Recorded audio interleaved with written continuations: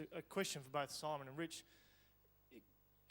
Given the theme of increasing consumption across the industry, you've given us a couple of examples. Could you give us a couple more examples from around the world or locally? I mean, we've heard the Simon George lettuce mix and some other examples like that. But who else and where else are they? Are people doing a really good job from a food service perspective in increasing consumption of fruit and vegetables? I think it's quite common now. I mean, somebody asked a question, have you been on a cruise ship lately?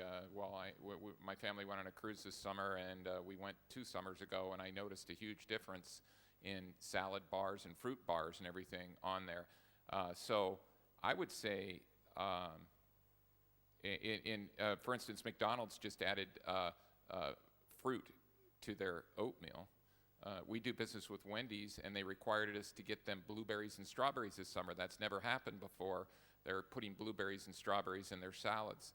So schools are starting to require more produce at the elementary level in the U.S. of what percentage they have to serve of fresh produce. So I meant with all sincerity that we're in the midst of a revolution right now. I don't know if everybody realizes it, but it's happening everywhere. I mean, you see what happened on the stage today. People really want to get healthy. It was like this sudden realization that you'll live longer if you eat better, you think? So now people are starting to really get it, and you just can't do it without our stuff. We're in a great industry right now. We are right in the center of where things are happening. There's no doubt in my mind. Now, I'm a little prejudiced, mind you, in the sense of the industry I'm in, but I think it's global.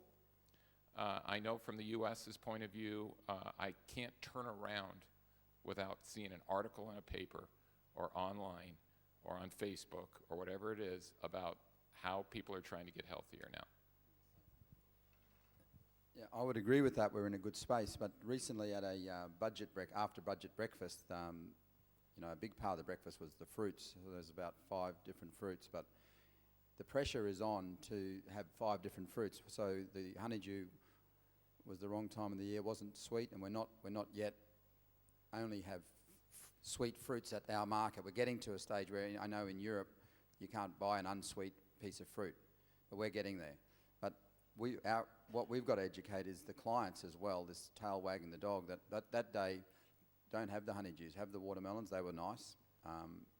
If rock melons are sweet, have them. If they're not, don't have them. Have boring sweet oranges rather than have honeydew that tastes like cucumber. So there's a major upside in our industry, and I can see it coming. So it's just a matter of getting that better quality fruit as a standard. That's the ground standard, so that you don't scare people off fruit by having flowery apples, unripe honeydews, etc. Yeah. So our problem in Australia, answering your question, was we buy with our eyes, unfortunately, and we need to get away from that. Question.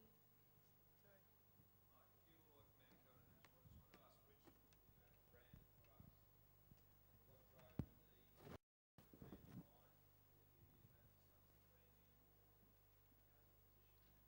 Well, there's some strategic reasons why. Number one, we have more control of our brand from, again, a food safety and just from A to Z, what we want on the box, what kind of things we want to see on it, and what our expectations are.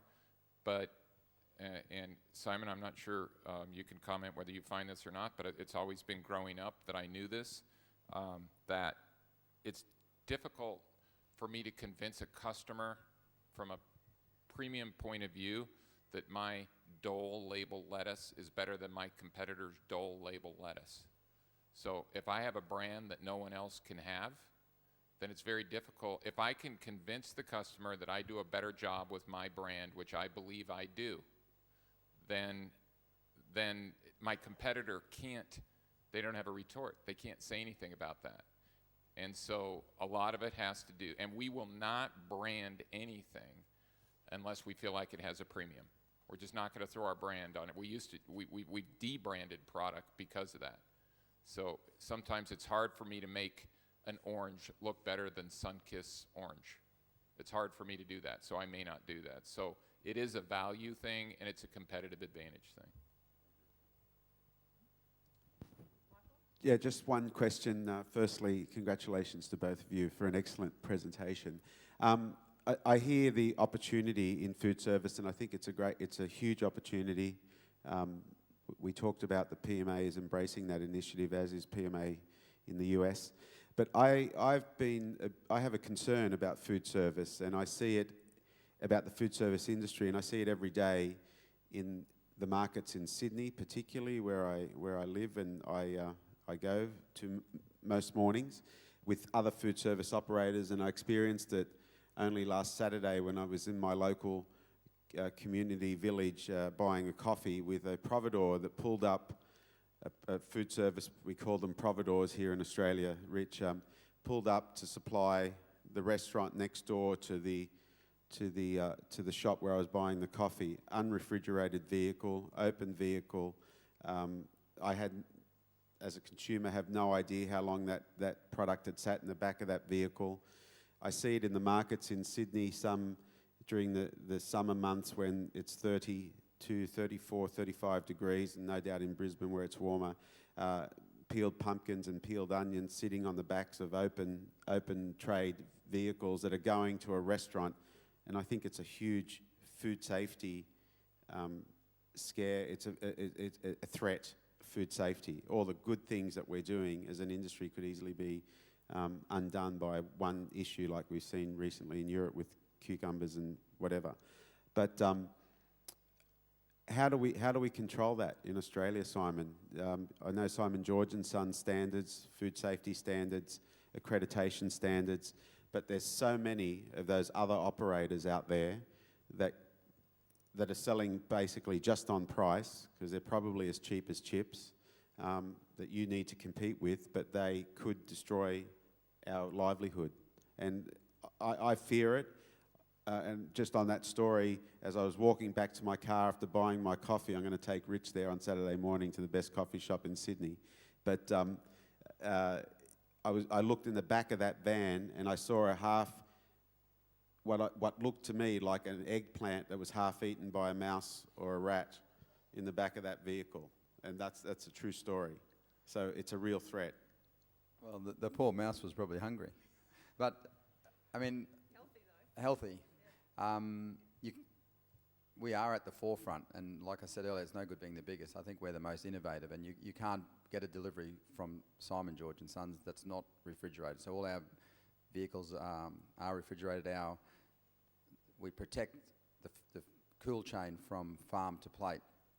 But after hearing what Rich said, what's happening in the States, and I think it's slowly going to happen here, that people will demand more to get this quality on their plate that I'm saying they should have. They're going to want refrigerated vehicles. They're going to want their rock melons and honeydews sugar tested at a brick level of 14 or something around that. You won't be able. And I think we're just going to slowly evolve. Our food tastes are probably still young. We're still getting there, but I think we're on the right path. The trend is your friend, and what I'm seeing in our industry is, positive. Well, you do need the industry to support us. You need the clients to support the fact that we're refrigerated, and I think it's slowly happening. It will happen. Won't happen overnight, but it will happen. Thank you. Is there one quick question? I'm keeping you guys from lunch, so...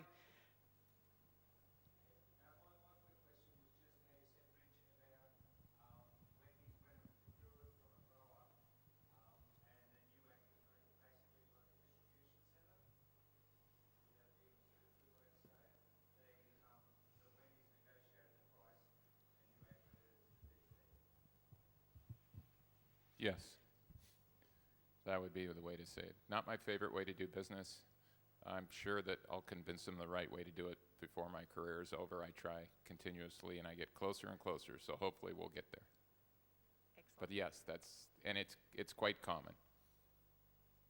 Great. Thanks, Rich.